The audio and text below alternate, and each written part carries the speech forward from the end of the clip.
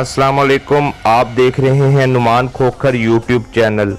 आज की video don of Daska में हम अजीम बट अल मारूफ जिम्मी बॉस का जिक्र करेंगे, जिनके सर का इनाम 30 लाख रुपए मुकर्रर था।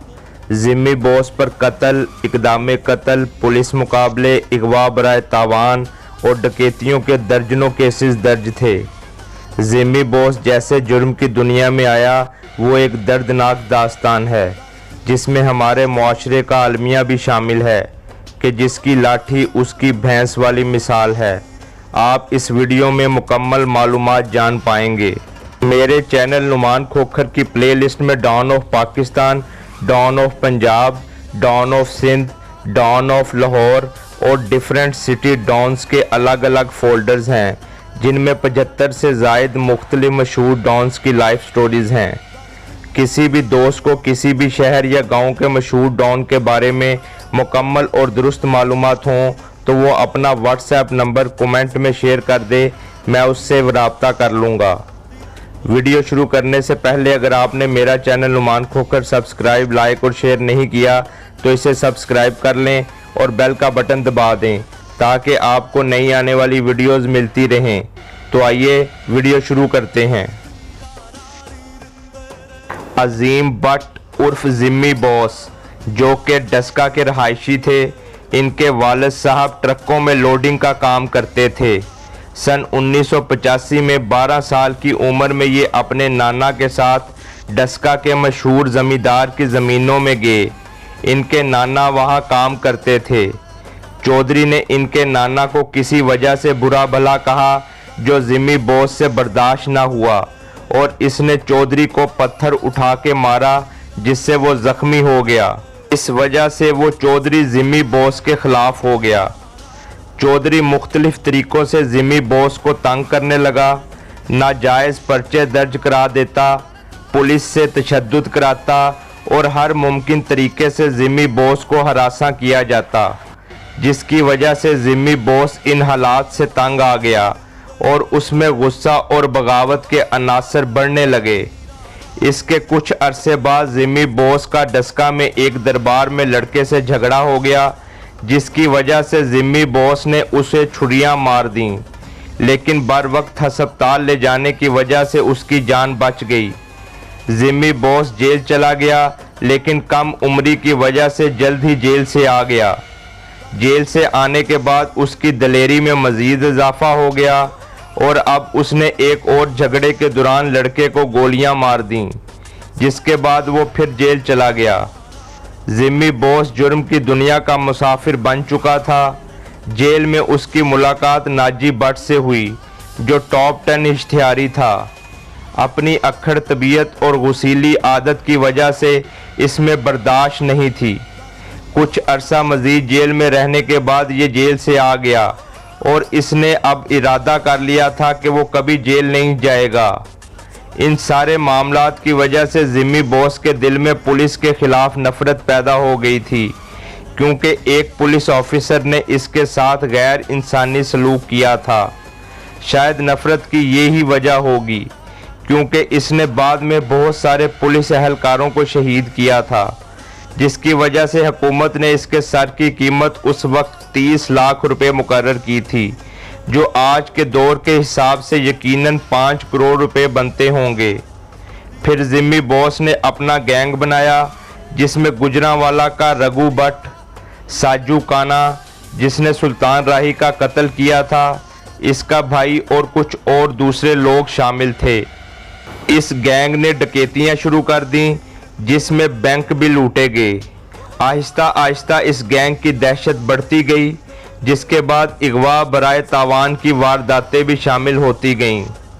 जिम्मी बॉस ने वो पुलिस ऑफिसर जिसने इससे बदतमीज़ी की थी, उसे गुजरांवाला नंदीपुर पुल पर 4 और पुलिस एहलकारों समेत शहीद कर दिया, जिसकी वजह से Jimmy boss most wanted list में आ गया और इसकी दहशत पूरे ज़िला में फैल गई। डस्के का बहुत बड़ा जुआ, जिसको आला शख्सियात की सरपरस्ती भी हासिल थी, वो जुआ जिम्मी बॉस ने 2 मरतबा लूटा। इस वजह से भी इसकी मुखालफतें बढ़ती गईं और दुश्मनियों में इजाफा होता रहा। जिमी बॉस बहुत अरसा इश्तिहारी रहा। सियालकोट में एक फैक्ट्री के मालिक से उन्होंने डकैती के दौरान गाड़ी, गैर मुल्की करेंसी और कीमती अशिया छीनी। एक दफ़ा एक पुलिस नाके पर इस गैंग का पुलिस मुकाबला हुआ, जिसमें दोनों अतराफ से भारी असलहा से शदीद फायरिंग की गई। इस फायरिंग में एक डीएसपी, एक एसएचओ और 5 मुलाजम शहीद हुए, जबकि कई पुलिस अहलकार जख्मी भी हुए। ये नाका इन इश्तिहारियों को पकड़ने के लिए लगाया गया था। इस वाक़े ने पंजाब भर में उस वक्त कोहराम बर्पा कर दिया था और इस गैंग को देखते ही गोली मारने का हुक्म दे दिया गया था। इस वाक़े के कुछ अरसा बाद तक ये गैंग रूपोश रहा, जबकि दूर दराज के इलाकों में डकैतियों की वारदातें जारी रहीं। जिमी बॉस के बारे में बताया गया है कि वो गरीब परवर शख्स था।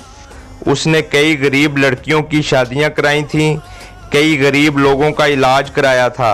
हर मुमकिन तरीके से वो जो कर सकता था उसने गरीबों के लिए किया था, लेकिन वो वडेरों, जागीरदारों और जालमों के लिए कहर था। उस वक्त के टॉप 10 इश्तिहारी ग्रुप भोला सुनयारा, नाजी भट्ट और हुमायूं गुज्जर से भी जिमी बॉस का राब्ता था, जबकि इसने इलाका गैर में भोले सुनयारे के पास भी अपना इश्तिहारी टाइम गुजारा था और भोले सुनयारे के कहने पर भी काफ़ी वकूए किए थे, लेकिन ये इनके साथ मुस्तकिल नहीं रहा, बस कुछ अरसा ही रहा था। एक दफ़ा गुजरात पुल पर इनका पुलिस मुकाबला हुआ, जिसमें 2 पुलिस मुलाजमीन शहीद हुए। लाहौर के एक मशहूर बदमाश को जिमी बॉस ने पुलिस की वर्दियां पहनकर कत्ल किया था। नारोवाल के मशहूर भट्ट, जो दुश्मनदार हैं, उनके साथ मिलकर उनके मुखालफिन को कत्ल किया। इनके साथ जिमी बॉस का दोस्ताना था। ये वक़ुआ नारोवाल का बहुत बड़ा और मशहूर वक़ुआ था। पंजाब भर में जिमी बॉस का ताल्लुक था और इसने अपने दोस्तों के साथ मिलकर मुख्तलिफ मकामात पर मुख्तलिफ औकात में उनके मुखालफिन को कत्ल किया था। जिमी बॉस के अजीज़ मुनीरा चैम्पियन को इनके मुखालफिन ने कत्ल कर दिया था। इनके मुखालिफ 5 भाई थे, जिनमें से 3 जेल में थे, जबकि 2 मुखालफिन को इनके गनमैनों के हमरा डस्का में कत्ल कर दिया। यानी ये 5 कत्लों का वक़ुआ डस्का में मशहूर वाक़या था।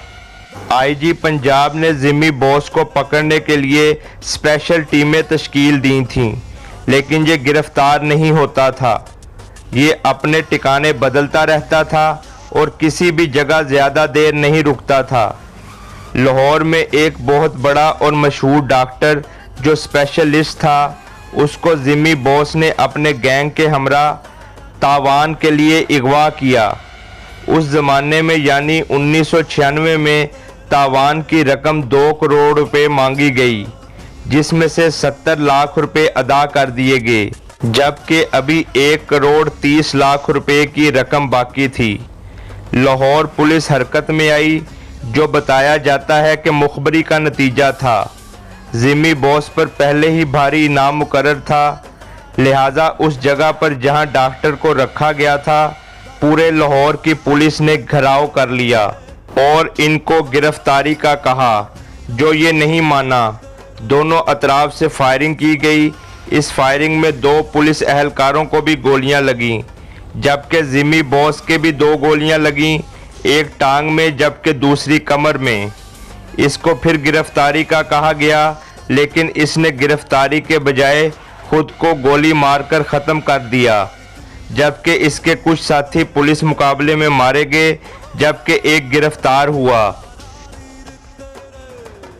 मेरी तमाम वालिदैन से गुजारिश है कि अपने बच्चों की तालीम और तरबियत पर ख़ास तवज्जो दें और उन पर कड़ी निगाह रखें, क्योंकि माँ की गोद पहली दरसगाह बताई जाती है, ताकि वो अच्छे इंसान बन सकें और मुल्क पाकिस्तान की तामीर और तरक्की में अहम किरदार अदा कर सकें। उम्मीद करता हूँ आपको वीडियो अच्छी लगी होगी। मेरा channel Numan Khokhar subscribe, like और शेयर करना ना भूलें और बेल का बटन दबाएं, ताकि नई आने वाली वीडियोस आपको मिलती रहें। इसके साथ ही मुझे इजाज़त दें। अल्लाह हाफिज़।